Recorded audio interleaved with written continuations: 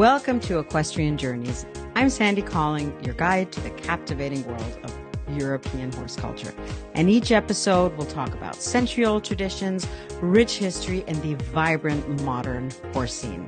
You'll hear great stories, get insider travel tips, and meet wonderful guests who share our passion.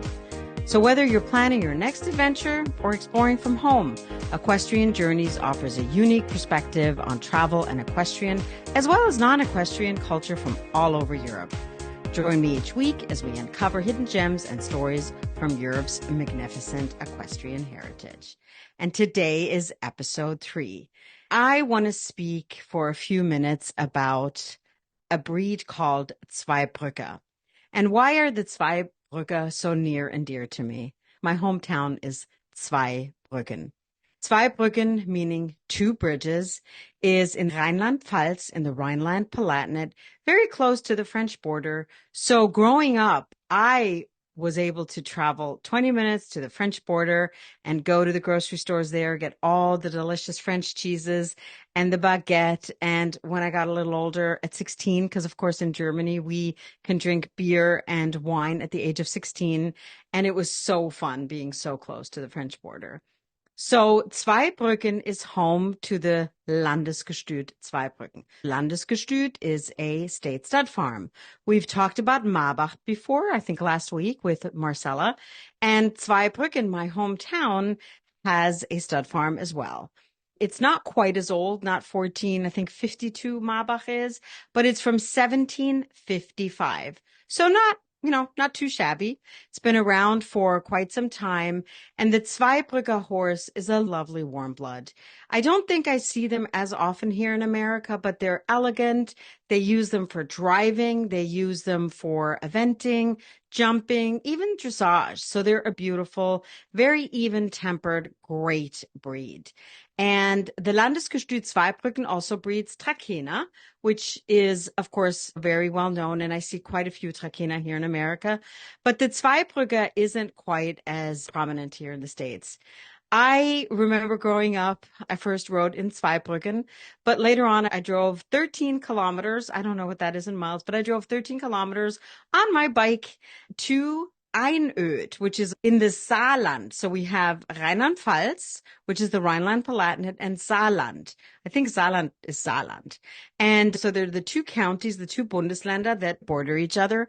I rode my bike to the little riding club in Einöd, and it still exists.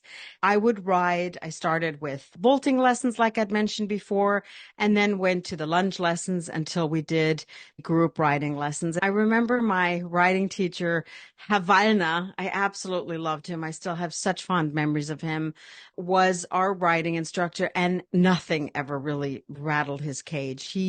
When one horse in the winter in the group lesson, we'd be like 8, 9, 10 in a group lesson following each other.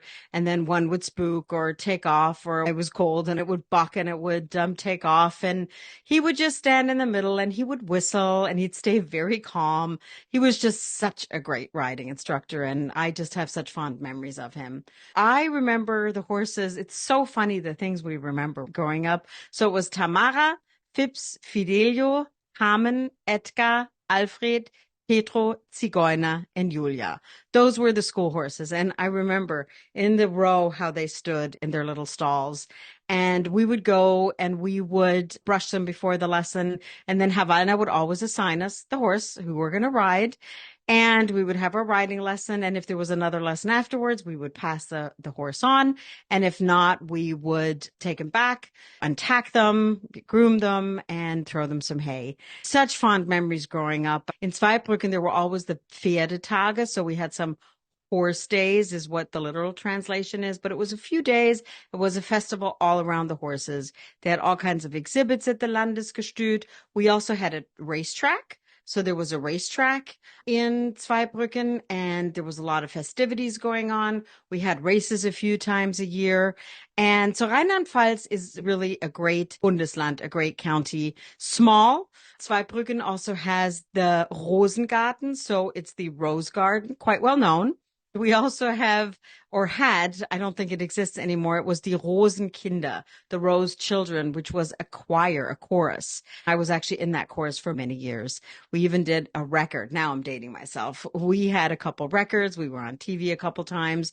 So the region of Rheinland-Pfalz is oftentimes like not so much talked about, but there is a lot to do. There's some great cities to go to. There's wine that's grown. We have Bad Dürkheim, the Weinfest in Bad Dürkheim, which is quite regionally well known, and a lot of small villages with old houses, the half timber houses.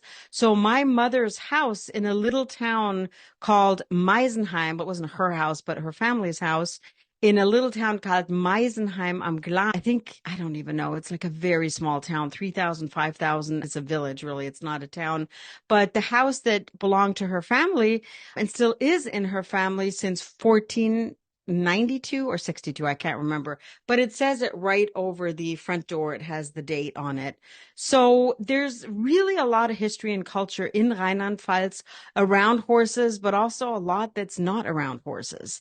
And I just have such fond memories. When I do go home to Germany, I try to always make it back to my hometown, Two Bridges, Zweibrücken, just because obviously it's my home, but it has so much to offer, that region.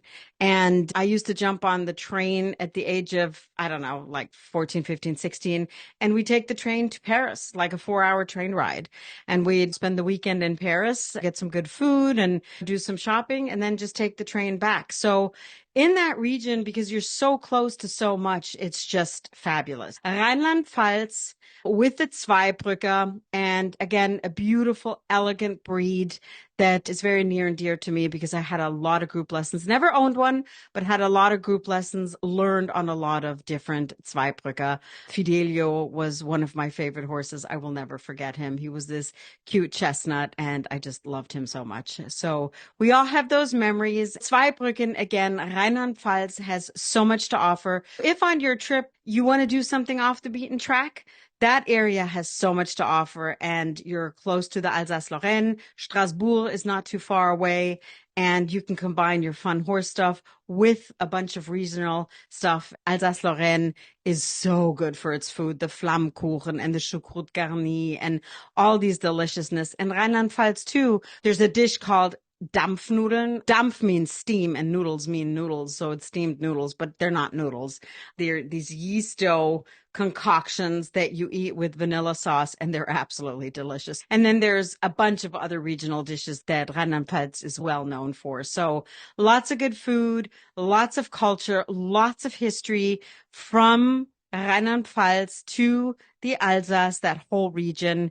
And, if you have any questions about it and if you want to do something fun off the beaten track, reach out and I'm happy to answer any questions. So this wraps up another episode of Equestrian Journeys. I want to thank you for joining me. And if you've enjoyed our little trip to Rheinland-Pfalz today, why not share it with a friend who loves horses and or travel? So don't forget to subscribe to Equestrian Journeys on your favorite podcast platform so you never miss an episode. And for more content, travel tips, and beautiful images from equestrian adventures, visit our website linked in the show notes. And if you have any questions or suggestions or just want to share some feedback, reach out to us on social media at Equestrian Journeys. Until next time, keep your passion for horses and travel alive.